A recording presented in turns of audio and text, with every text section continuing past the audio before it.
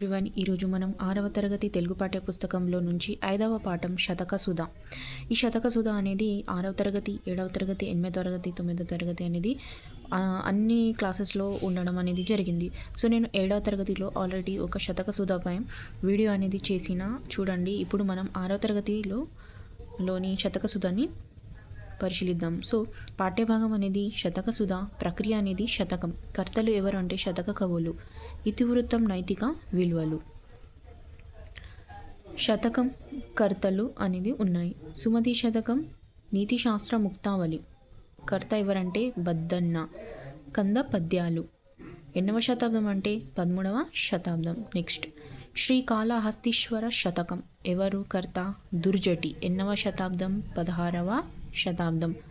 కుమారి శతకం, కర్త పక్కి వెంకట నరసింహ కవి. ఇది టెట్లో క్వశ్చన్ రావడం అనేది జరిగింది. కుమారి శతకం యొక్క కర్త ఎవరంటే పక్కి వెంకట నరసింహ కవి. సుభాషిత రత్నావళి, ఏనుగు లక్ష్మణ కవి. సుభాషిత రత్నావళి కర్త ఎవరంటే ఏనుగు లక్ష్మణ కవి. ప్రభుతనయ శతకం, ఎవరు కర్త కౌకుంట్ల నారాయణరావు.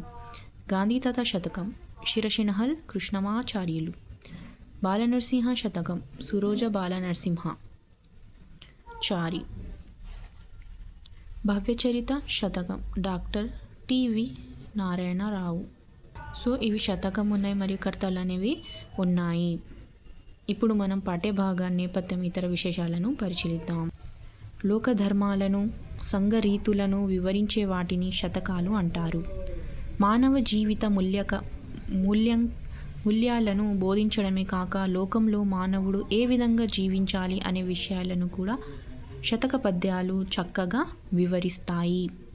విద్యార్థుల్లో నైతిక విలువలు పెంపొందించడం, వారిని ఉత్తమ పౌరులుగా ఎదిగేటట్లు చేయడం ఈ పాఠ్యభాగం ముఖ్య ఉద్దేశం. ఇవి అన్ని క్లాసెస్లో ఎందుకు ఇవ్వడం అనేది జరుగుతుందంటే విద్యార్థులలో నైతిక విలువలు పెంపొందించడానికి, ఉత్తమ పౌరులుగా ఎదిగేటట్లు చేయడం ఈ పాఠ్యభాగం ముఖ్య ఉద్దేశం అనేది ఉంటుంది. ఈ పాఠం శతక ప్రక్రియకు చెందింది. శతకసుధ అనే పాఠం ఏ ప్రక్రియకు చెందింది అంటే శతక ప్రక్రియకు చెందింది. శతకం అంటే 100 పద్యాలు కలది అని అర్థం. శతకం అంటే అర్థం ఏంటి? 100 పద్యాలు అని అర్థం. తెలుగులో వెలువడిన కొన్ని శతకాలలో 100కు పైగా పద్యాలు కనిపిస్తాయి. శతక పద్యాలకు మకుటం ప్రధానం. శతక పద్యాలకు ప్రధానం ఏంటి అంటే మకుటం అనేది ప్రధానంగా ఉంటుంది శతక పద్యాలకు. సుమతి శతకం బద్దెన్న కంద పద్యాలలో రచించాడు. సుమతి శతకం యొక్క కర్త బద్దెన్న. బద్దెన్న పద్యాలను దేంట్లో రాశాడంటే కంద పద్యాలలో రాశాడు. బద్దెన్న నీతిశాస్త్ర ముక్తావళి అనే గ్రంథం రచించాడు. లౌకిక నీతులను కంద పద్యాలలో రాసిన కవి ఎవరంటే బద్దెన్న. ఇలా క్వశ్చన్ రావచ్చు. లౌకిక నీతులను కంద పద్యాలలో రాసిన కవి ఎవరు అంటే బద్దెన్న. ఎన్నవ శతాబ్దం 13వ శతాబ్దం. శ్రీకాళహస్తీశ్వర శతకం, ఎవరు కర్త దుర్జటి, ఎన్నవ శతాబ్దం అంటే 16వ శతాబ్దం. దుర్జటి శ్రీకృష్ణదేవరాయల ఆస్థాన కవి. దుర్జటి ఎవరి యొక్క ఆస్థాన కవి అంటే శ్రీకృష్ణదేవరాయల యొక్క ఆస్థాన కవి దుర్జటి. శ్రీకాళహస్తి మహోత్సవం ప్రాబంధాన్ని రచించాడు. శ్రీకాళహస్తి మహాత్మ్యం ప్రాబంధాన్ని రచించాడు. ఇతన్ని శ్రీకృష్ణదేవరాయలు అతులిత మాధురి మహిమ కలిగిన వాడుగా ప్రస్తుతించాడు. ఇతన్ని అంటే దుర్జటిని శ్రీకృష్ణదేవరాయలు అతులిత మాధురి మహిమ కలిగిన వాడుగా ప్రస్తుతించారు. కుమారి శతకం పక్కి వెంకట నరసింహ కవి, 17వ శతాబ్దం. ఎన్నవ శతాబ్దం అంటే 17వ శతాబ్దం. కుమారి శతకం పక్కి వెంకట నరసింహ కవి కర్త అనేది ఉంది. చిన్న చిన్న పదాలతో ఆధునిక సమాజానికి అవసరమైన నీతులను వెంకట నరసింహ కవి సులభ రీతిలో చెప్పారు. సుభాషిత రత్నావళి, ఎవరు కర్త ఏనుగు లక్ష్మణ కవి. ఎన్నవ శతాబ్దం అంటే 18వ శతాబ్దం. ఈయన పెద్దాపురం సంస్థానంలోని పెద్దాడ గ్రామవాసి. సుభాషిత రత్నావళి కర్త ఎవరు? ఏనుగు లక్ష్మణ కవి. శతాబ్దం 18వ. ఈయన పెద్దాపురం సంస్థానంలోని పెద్దాడ గ్రామవాసి. ఏ గ్రామవాసి? పెద్దాడ గ్రామవాసి.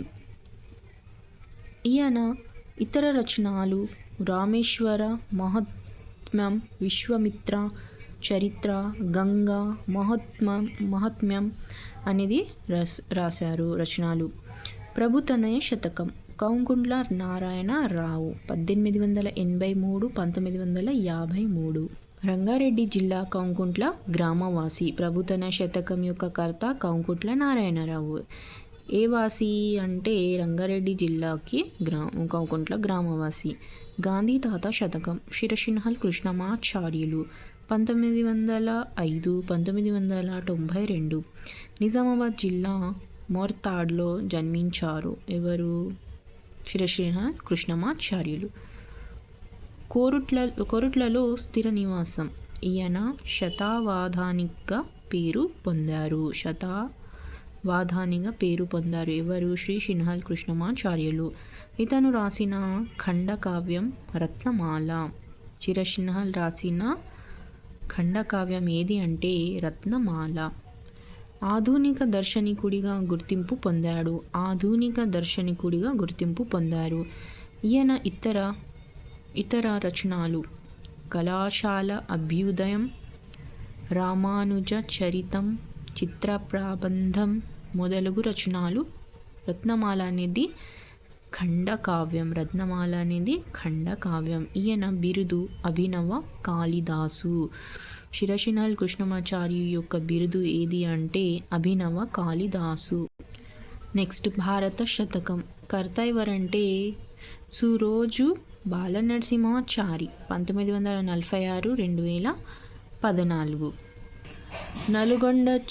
నల్గొండ జిల్లా చిన్న కాపర్తి గ్రామవాసి. రచనలు కవితాకేతనం, బాలనరసింహ శతకం, మహేశ్వర శతకం, భగవద్గీత, కందామృతం, వీరబ్రహ్మేంద్ర స్వామి చరిత్ర. సో ఇవి సురోజి బాలనరసింహాచారి యొక్క రచనలు అనేది ఉన్నాయి. నెక్స్ట్ భవ్య చరిత శతకం కర్త డాక్టర్ టివి నారాయణ 1925. హైదరాబాద్ జిల్లాకు చెందినవారు. ఎవరు అంటే డాక్టర్ టివి నారాయణ. జిల్లా విద్యాశాఖాధికారిగా, పబ్లిక్ సర్వీస్ కమిషన్ సభ్యుడిగా సేవలందించారు. రచనలు జీవన వేదం, ఆర్షపుత్ర శతకం, భవ్యచరిత శతకం, ఆత్మదర్శనం అనేది కవిత సంపుటి, అమర వాక్సుధ, స్రవంతి ఉపనిషత్తులపై వ్యాస సంపుటి. తప్పు చేసి కూడా తమదగు తప్పును కప్పిపుచ్చువారు కలుషమతలు ఈ పద్య లక్షణం ఆట వెలది. సో ఇక్కడ కొన్ని బిట్స్లు అనేది ఉన్నాయి చూడండి. ధృతరాష్ట్రునికి ఎంతమంది కుమారులు అంటే 100 మంది. మనం వాటిని కౌరవులు అంటారు. పాండవులు 5 మంది అన్నదమ్ములు. పరనారి సోదరుడై డాష్ ఈ పద్యం రాసిన వారు ఎవరంటే బద్దెన్న. పరనారి సోదరుడై ఎవరు రాశారు ఈ పద్యం అంటే బద్దెన్న. కొడుకుల్ పుట్టరంటంచు పద్యం రాసిన వారు దుర్జటి. చెప్పకు చేసిన మేలు పక్కి వెంకట నరసింహ కవి. నొసట వెక్కించి నోట పద్యం రాసిన వారు ఎవరంటే సురోజు బాలనరసింహాచారి. తప్పు చేసి కూడా పద్యం రాసిన వారు ఎవరు? తప్పు చేసి కూడా డాష్ పద్యం రాసిన వారు ఎవరంటే డాక్టర్ టివి నారాయణరావు. సో ఇవి పద్యాలు ఉన్నాయి. మరియు ఈ పద్యాలను ఎవరు రాశారు అనేది ఇక్కడ ఇవ్వడం అనేది జరిగింది. మానవుడే మాధవుండును ఎవరు రాశారంటే శిరసిన్హల్ కృష్ణమాచార్యులు. అవ్యయం అంటే ఏంటి? లింగ విభక్తి వచనాలు లేని పదాలు అవ్యయాలు. అంటే ఇవి ఏ లింగానికి వచనానికి విభక్తులకు చెందవు. అంటే ఆహా, షబాష్, అమ్ము అని ఇలాంటివి పదాలను అవ్యయం అంటారు. ఇవి 6వ తరగతి పాఠ్యాంశంలోని శతక సుధకు సంబంధించిన శతకకర్తలు మరియు వాటి గురించి ఇన్ఫర్మేషన్ అనేది ఉన్నది. సో ఈ వీడియో మీకు నచ్చినట్లయితే లైక్, సబ్స్క్రైబ్ చేయండి. సో మరిన్ని వీడియో కోసం సబ్స్క్రైబ్ని చేయండి. Thanks for watching.